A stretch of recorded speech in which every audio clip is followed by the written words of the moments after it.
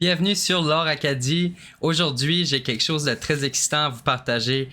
J'ai trouvé une piste de plus sur ma recherche pour de l'information sur la fameuse légende de la main bleue. J'ai trouvé de l'information dans un livre. Je vais pas vous en dire plus, je vais vous laisser profiter de mes découvertes dans la vidéo d'aujourd'hui, mais c'est des choses vraiment excitantes. J'avais l'impression de faire un petit peu le détective vers les origines de cette légende-là que je vous ai déjà introduit. Donc, sans plus tarder, je vous présente l'histoire de la main noire par Jean Leblanc.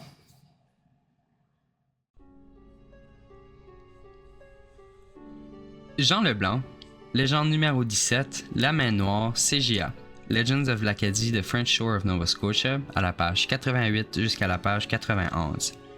Quand j'étais beaucoup plus jeune, disons dans les années 1970, il existait un camp d'été à Clare appelé le CGA, ce que j'ai toujours cru vouloir dire Camp Jeunesse Acadienne, mais je suis trop paresseux pour demander à quiconque si c'est vraiment ça que ça signifie.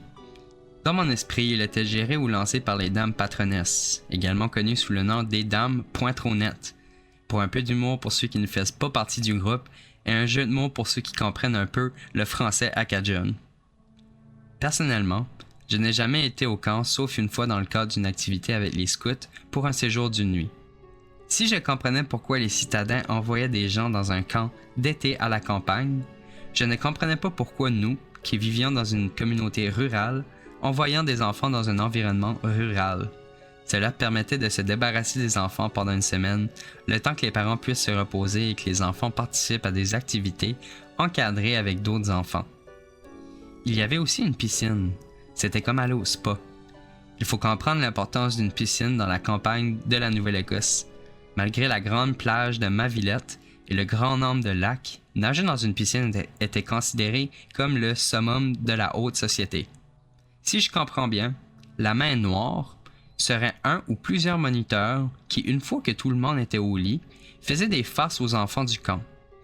Je devrais vraiment demander à quelqu'un qui est allé pour comprendre vraiment le genre de farce qui se passait là-bas. Mais il est bien plus facile d'inventer des choses que de faire des vraies recherches. Je suppose qu'il y aurait des farces comme des serpents dans le lit, du sel dans le sucrier, des fourmis dans vos pantalons, des cales culottes, pas de papier toilette dans la salle de bain, placer des pommes de pin au bout des sacs de couchage et attachez vos lacets ensemble. Je crois comprendre qu'à la fin de la semaine, les enfants se réunissaient pour découvrir la main noire et qu'il y avait des grandes réjouissances. En fait, j'ai même parlé à quelqu'un qui prétendait avoir capturé la main noire en tant que résident du CGA lorsqu'il était beaucoup plus jeune et légèrement plus agile qu'il ne l'est maintenant. Je n'ai aucune raison de douter de ce souvenir, mais il ne se souvient pas de ce qu'ils ont fait avec le gars qui était la main noire. Je suppose que cela signifiait qu'ils pouvaient retourner chez eux. Dans l'épisode numéro 3 des Terreurs modernes, je vous ai introduit la main bleue, une légende dont j'avais entendu parler lorsque j'étais plus jeune. Comme je l'ai mentionné, je n'ai jamais pu comprendre son origine, puis je suis à la recherche de plus de détails sur cette légende-là, basée, selon moi, complètement sur des traditions orales. Je pense très bien que la main noire dont Jean Leblanc parle dans son livre Legends of l'Acadie de French Shore of Nova Scotia est bel et bien la source d'origine de la main bleue.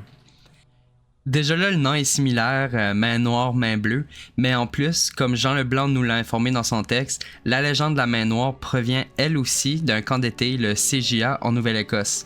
La main bleue, elle, m'avait été racontée comme étant une histoire provenant du camp Ectus à Petit Rocher. Ce qui a commencé comme des tours joués par une personne qui était la main noire dans un camp d'été en Nouvelle-Écosse et probablement ailleurs aussi, et selon moi devenu une tradition aussi au camp Ectus de Petit Rocher. Le fait que l'histoire qui m'a été racontée prend une tournure beaucoup plus dark puis beaucoup plus macabre est sûrement à cause du bouche à oreille d'un jeune à l'autre qui a décidé de prendre une tradition bienveillante et de la transformer en une histoire complètement terrifiante. En tout cas, moi, étant jeune, la main bleue était plus utilisée pour se terrifier l'un l'autre et non quelque chose dont mon groupe d'amis parlait d'eux comme étant une tradition de ratoureux de camp. Ma recherche pour plus d'infos sur la main bleue continue. Si vous avez connu la tradition de la main bleue ou noire ou les mythes qui en est ressorti, n'hésitez pas à m'en parler, à m'envoyer un message privé. Le fait que c'était populaire en 1970 puis que ça s'est rendu jusqu'aux années 2000 dans la péninsule me fascine. Ça parle beaucoup de la façon qu'une tradition orale peut se rendre loin et s'engraver dans le folklore, mais aussi le fait qu'une légende ou une tradition ou un mythe peut se transformer en plusieurs versions en jouant un petit peu au jeu du téléphone d'une communauté à l'autre. Je vais rejoindre par email les gens du camp Ictus pour avoir leur réponse de ce côté-là. Puis n'hésitez pas entre-temps à partager vos versions de l'histoire puis vos faits vécus avec cette tradition de camp-là.